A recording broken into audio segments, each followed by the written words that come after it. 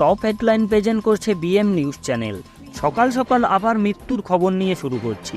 মুকসুদপুরের উপজেলার দিগম্বর ইউনিয়নের ফতেপাট্টি গ্রামে নিহত রাসেল শেখের লাশের অপেক্ষায় আছেন তার পরিবারের সদস্যরা। একমাত্র ছেলেকে হারিয়ে বারবার মূর্ছা যাচ্ছেন মা শিল্পী বেগম। শিল্পী বেগম আরও বলেন, দালালদের সঙ্গে কথা ছিল মাছ ধরার বড় ট্রেলার দিয়ে সমুদ্র পার করে দেবেন, কিন্তু তারা 30 জনের ধারণ ক্ষমতা নৌকায় 52 জনকে নৌকার খোলে ঢুকিয়ে মেরে ফেলেছেন বলে তার দাবি।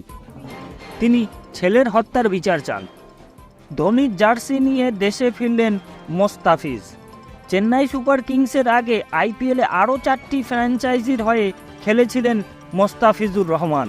তবে মোস্তাফিজ চেন্নাইয়ের সবচেয়ে বেশি সম্মান পেয়েছিলেন বলে সামাজিক যোগমাধ্যমের ক্রিকেট পেজগুলোতে দাবি করে আসছেন।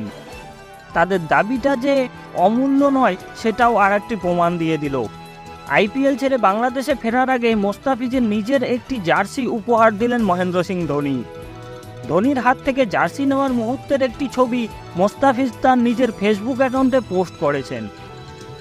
যুক্তরাজ্যের স্থানীয় সরকারের নির্বাচন বড় ব্যবধান এড়িয়ে লেবার পার্টি। যুক্তরাজ্যের ইংল্যান্ড ও ওয়েলসের 160টি কাউন্সিলের স্থানীয় সরকার নির্বাচনের বিরোধী দলের লেবার পার্টির কাছে ব্যাপক ব্যবধানে ধারাশায়ী ক্ষমতাশীল কনজারভেটিভ পার্টি। গতকাল বৃহস্পতিবার নির্বাচন ভোট গ্রহণ হয়।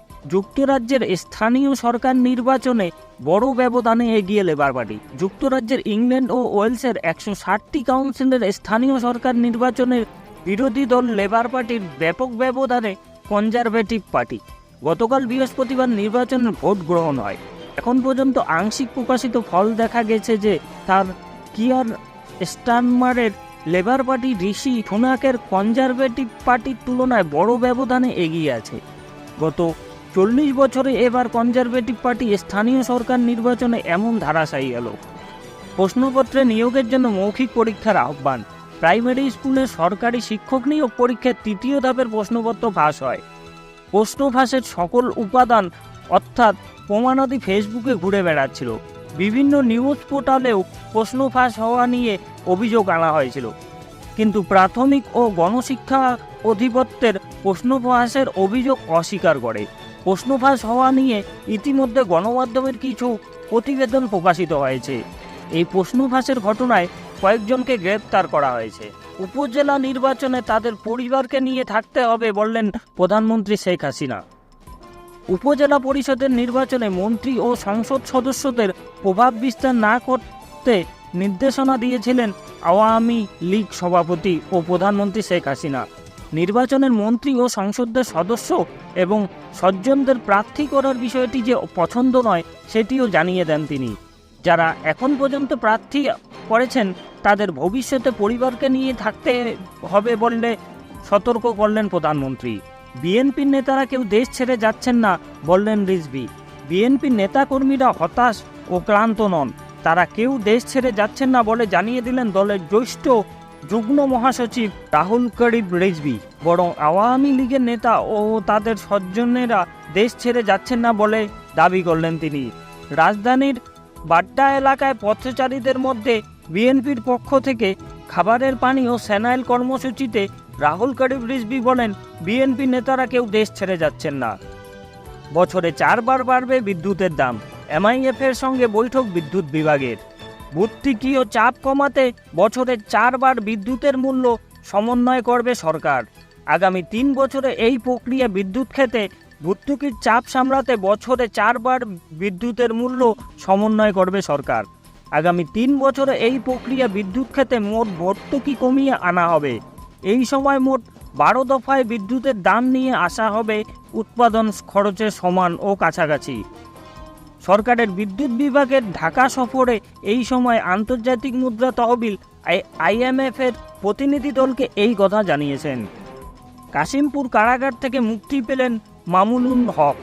মমনুর হককে 2021 সালে 8 এপ্রিল রাজধানীর মোহাম্মদপুর থেকে গ্রেপ্তার করে ঢাকা মহানগর পুলিশের তেজগাঁও বিভাগ। তার বিরুদ্ধে ঢাকায় এবং ঢাকার বাইরে মোট 41টি মামলা রয়েছে। গাজীপুরের কাশিমপুর হাই সিকিউরিটি কারাগার থেকে তিনি মুক্তি পান। মামুন হকের ছেলে জিমামুল হক এই তথ্য নিশ্চিত করেছেন। 1000 টাকার খেলাপি জেলে এবং 10,000 টাকার খেলাপি সরকারের পাশে বসে আছেন বললেন গভর্নর ফারাকুদ্দিন। বাংলাদেশ ব্যাংকের সাবেক গভর্নর মোহাম্মদ ফারাকুদ্দিন বললেন, বছরে $700 কোটি পাচার হয়ে যাচ্ছে, এটা নিয়ে কেউ কিছু বলে না, সরকারও চুপ। রহস্যজনকভাবে আন্তর্জাতিক মুদ্রা তহবিল IMF এই নিয়ে কিছু বলে না। ঋণ খেলাপি, কর খেলাপি ও অর্থ পাচারকারী এক সূত্রে গাথা। তারা যখন দেখবে শাসককুলের চক্ষু লাল হয়ে গেছে, তখন তারা টাকা ফেরত দেওয়া শুরু করবে, তার আগে নয়। তিনি আরও বললেন, যখন ঋণ খেলাপিওলা বেশি হয়ে যায়, তখন 1000 টাকা কৃষি ঋণের কারণে কেউ জেলে যায়, আর 10,000 টাকা শিল্প ঋণ নিয়েও 10,000 টাকা শিল্প ঋণ খেলাপি গ্রাহক সরকারের পাশে বসে থাকে। মোহামেডানের দ্বারা দ্বিতীয় ড্র, 14তম ম্যাচে ব্রাদার্সের প্রথম জয়। মোহামেডানের টানা দ্বিতীয় ড্র, 14তম ম্যাচে ব্রাদার্সের প্রথম জয়। আগের ম্যাচেই বাংলাদেশের পুলিশের সঙ্গে গোলশূন্য ড্র করেছিলেন মোহামেডান।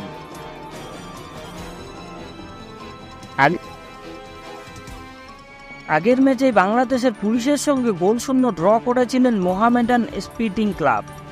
আজ মুন্সিগঞ্জের চট্টগ্রাম আবাহনীদের সঙ্গে এগিয়ে গিয়ে ড্র করেছেন 1-1 গোলে। শীর্ষে থাকা বসুন্ধরা কিংসের সঙ্গে 2 নম্বরে থাকা মোহামেডানের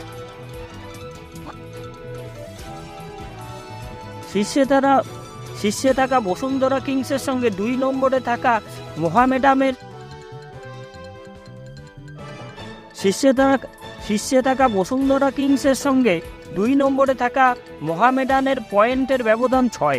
তবে কিংস একটি ম্যাচ কম খেলেছে। 27 মিনিটের অরফি হোসেনের গোলের মোহামেডান 27 মিনিটে আরিফ হোসেনের গোলে মোহামেডান এগিয়ে যাওয়ায় 7 মিনিটের মধ্যে ক্ষমতায় আনে চট্টগ্রাম আবাহনী।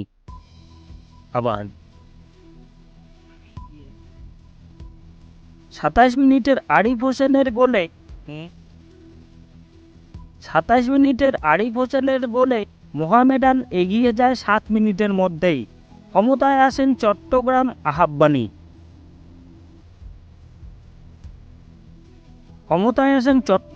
আবাহনী। গোল করেন নাইজেরিয়া ও ওজুক। বাকি সময় 2 দলেই ঝাঁপিয়ে দ্বিতীয় গোলের জন্য। বিশেষ করে মোহামেডান চাইছিল যে করেই হোক ম্যাচ থেকে 3 পয়েন্টে ছিনিয়ে নেবে,